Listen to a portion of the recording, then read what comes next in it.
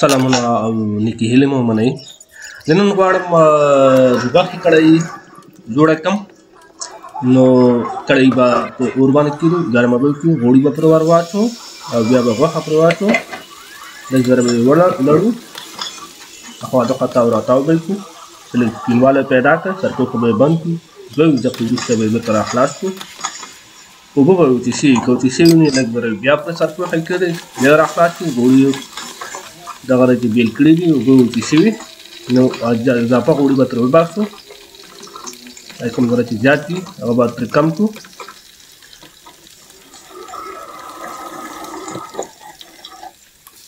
او هوږه او ادرک به پرې ور واچوو، اوبه یې لړو. رومیان چې نیمایي کړي دي هغه به پکې واچوو.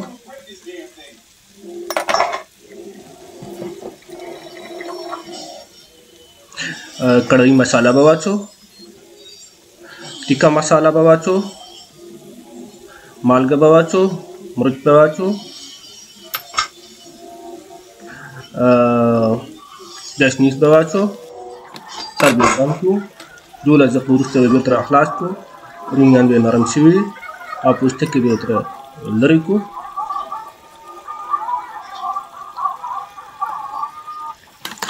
بیا به یې ولړو تر څو اوبه غوړي را جدا شي، اوبه یې کمه شي.